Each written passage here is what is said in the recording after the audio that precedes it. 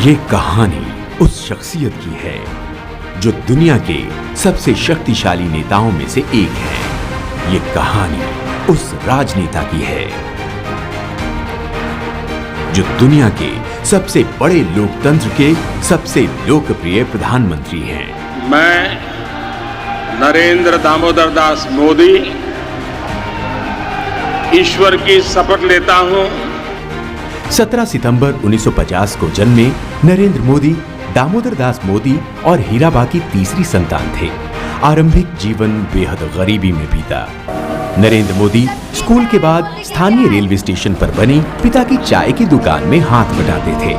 खुद को राष्ट्र सेवा के लिए समर्पित करने के मकसद से वो राष्ट्रीय स्वयंसेवक संघ के साथ जुड़ गए।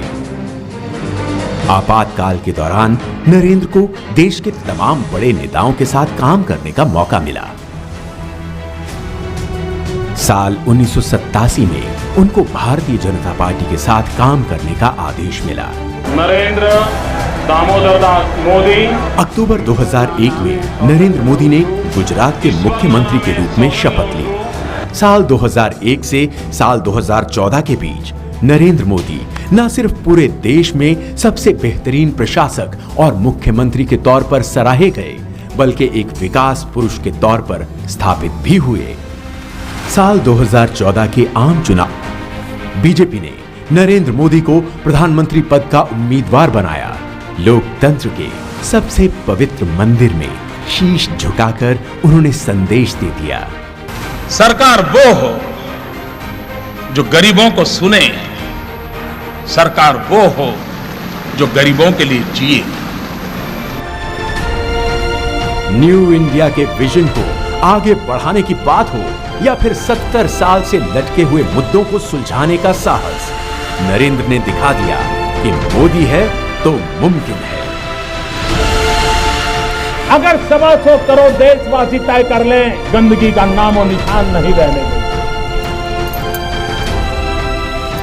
बीते 6 वर्षों में मोदी सरकार लगातार एक्शन मोड में नजर आई है। मेरी सरकार का एक ही धर्म है, इंडिया फर्स्ट। मेरी सरकार का एक ही धर्म है, भारत का संविधान।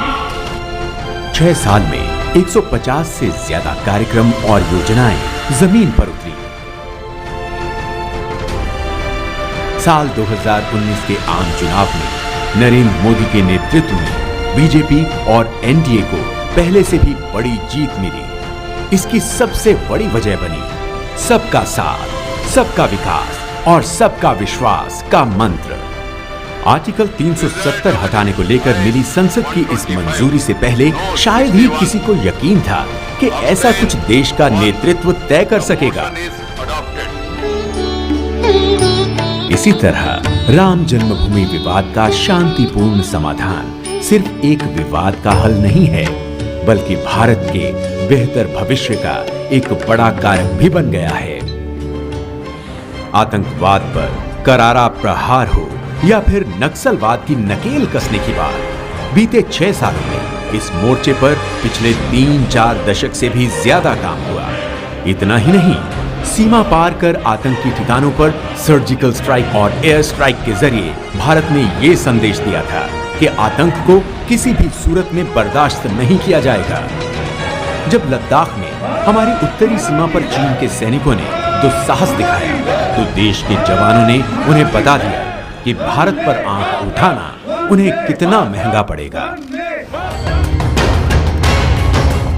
कोरोना काल में प्रधानमंत्री गरीब कल्याण योजना के जरिए 80 करोड़ से भी ज्यादा लोगों के लिए मुफ्त राशन पहुंचाना हो या फिर गरीब परिवारों, किसानों, श्रमिकों और महिलाओं को कई अन्य माध्यमों से आर्थिक मदद पहुंचाने या रोजगार उपलब्ध कराने के फैसले, पीएम मोदी ने सही मायने में ये दिखाया है कि सरकार वो होती है जो गरीबों के लिए जिए।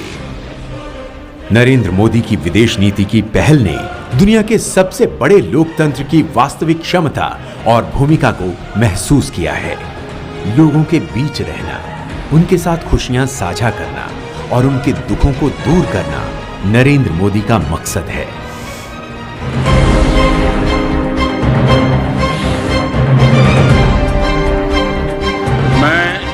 नरेंद्र दामोदर दास